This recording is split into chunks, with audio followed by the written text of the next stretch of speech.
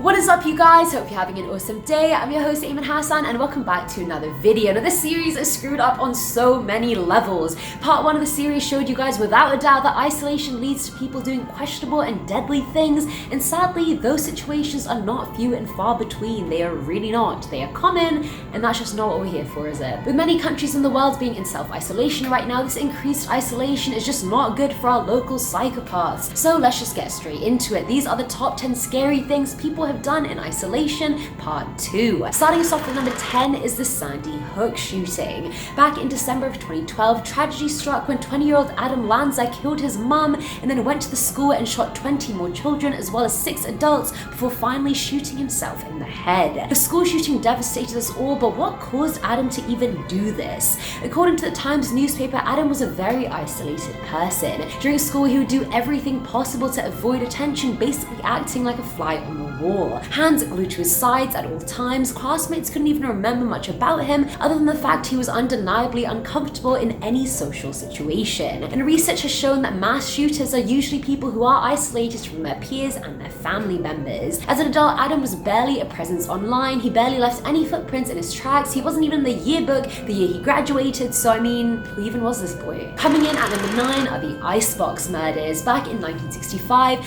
Fred and Edwina Rogers lived in Houston with their adult son Charles. Now, the entire family was quite antisocial and kept to themselves, Charles especially. He was super recluse to the point neighbors didn't even know that he lived at the house with his parents. He rarely spoke to his parents and would leave the house every day before sunrise and come home very late at night. A relative got concerned after they hadn't heard from the couple in a while, and so police went to check on them. Inside the house, they found food still on the table, the fridge open, and worst of all, inside the vegetable bin, they found 2 human heads. The fridge contained the rest of their body parts, and of course, they were identified to be Fred and Edwina. Edwina had been beat up and shot, and Fred was hit in the head with his eyes gouged out and his genitalia cut off. Charles was nowhere to be found, and despite being the suspect and most likely perpetrator, he was never seen again. He went from being in isolation to further isolation, and now no one knows where he is after he killed his parents.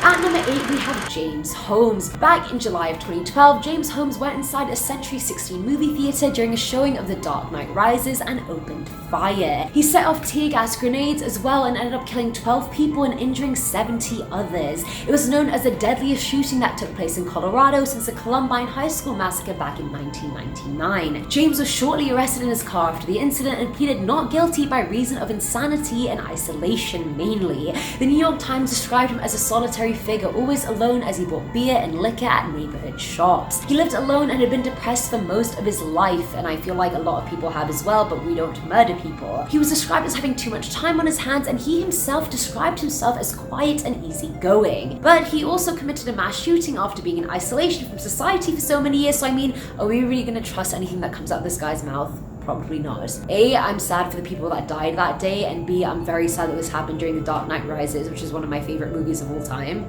Batman fans, I got you. Following at number 7 slot is the kidnapping of Colleen Stan. Back in May of 1977, 20-year-old Colleen Stan was hitchhiking her way to her friend's birthday on a road in Red Bluff, California. She was then picked up by Cameron and Janice Hooker, a married couple that didn't really interact with anyone but themselves. The couple were described as loners and apparently had cut off from their families and had no one but each other. Toxic relationship, I already see it. Now, as an experienced hitchhiker, Colleen declined 2 rides before deciding to get into the couple's car after seeing their baby, because of course, if they have a baby in the car, they're innocent, aren't they? I would honestly make the same mistake, I'm not gonna lie to you. They ended up driving to an isolated area off the highway before a knife was put to her throat and she was then locked into a wooden head box. She was locked in the box for 23 hours a day, tortured and raped before the couple brainwashed her into becoming a sex slave. They kept her in a box under their bed and eventually allowed her to visit her family 4 years later. And she didn't even tell them about what was going on because the couple had convinced her that a lot of harm would come to her family if she ever said anything.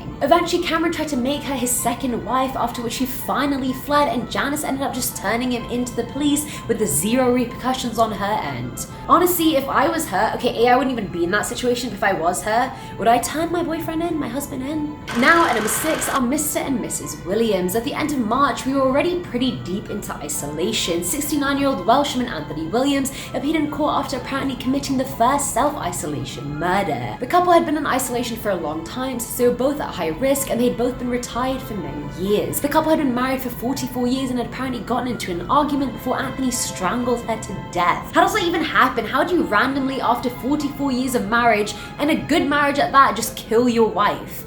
I just feel like that wasn't premeditated. It was just frustration getting to him. Coming in at number 5 is Emily Owen. Similarly, earlier in March this year, 19-year-old Emily Owen was super anxious about being in isolation and the whole ongoing pandemic. Paranoia and fear about contracting coronavirus were getting the best of her, and her family claims she increasingly started talking about suicide. Emily just couldn't cope with being stuck inside and felt like her world was literally closing in. On the 18th, she was sent to the hospital in critical condition after attempting to commit suicide to avoid getting COVID, and she ended up dying the next day. At number 4 is Aaron Alexis. Back in September of 2013, 34-year-old Aaron Alexis went to the headquarters of the Washington Navy Yard and opened fire. He killed 13 people, including himself, and injured 8 others. The incident was regarded as the second deadliest mass murder on a US military base in human history. Aaron suffered from harassment at the hands of his peers, which made him quite socially isolated as well. He also seemed to be suffering from depression and schizophrenia, so I feel like that could have also added to the whole thing. Now, before he started shooting, he actually scratched in the words "better off this way" and "end to the torment" onto the gun's receiver, obviously referring to his isolation, the loneliness, the harassment, probably just his life. The Washington Post claimed people who are socially isolated are the most likely to drive themselves to commit crimes like this out of anger at themselves and others as just a general act of revenge. Filling at number 3 slot is the grand isolation. Isolation is positively correlated to bad thoughts and worse actions. 20-year-old Zachary Hillman got into a very heated fight with his 73-year-old grandma Deborah after being in isolation for weeks. Both were frustrated and lonely, and the seemingly nonchalant fight resulted in Zachary shooting his grandma and then shooting himself. Can you imagine? Both people would genuinely be alive right now if isolation wasn't a thing. Also, what kind of fights are you getting in with your grandma? It's not even that deep. Now, at number 2 are the UK incidents. In the past month, the number of murders in the UK have gone up dramatically, and it's all due to isolation. A man living in South Wales was charged with murder after killing 4 people, including his wife and his dog. A few days later, an NHS nurse was stabbed to death in South Yorkshire, and 3 others died in a murder-suicide in Hertfordshire. A total of 10 people have been killed so far, and this was not even 2 weeks into isolation, so clearly people are just not dealing with it well. And I'm sure everyone in jail right now who's been in isolation for God knows how many years are like, you guys are weak, you'd never survive, look at you. Pussies. And finally, at number 1 is the Florida man. Now, this one happened on the 14th of this month, and it obviously happened in Florida because it's just the wildest shit it usually does. David Anthony was put under arrest after killing his wife Gretchen during quarantine and then sending fake texts from her phone to family members in an attempt to offset suspicion that anything was wrong. The text said she had tested positive for coronavirus and had to be quarantined. Her estranged, isolated husband was seen nervously approaching 15-year-old girls while sweating profusely right after he committed the murder. Gretchen was very well liked in the community, but David was seen as a lone wolf with no friends, so he was already isolated before the quarantine, and the isolation during quarantine just pushed him over the edge. Why the wife? Why is it always the wife? What do they do? And that is it for today's video, guys. I know isolation is it sucks, but at least you're none of the people on this list, either the murderers or the murderees. I hope you guys are coping well. I hope you're staying safe. As always, I've been your host, Eamon Hassan, and I'll catch you in the next one. Bye.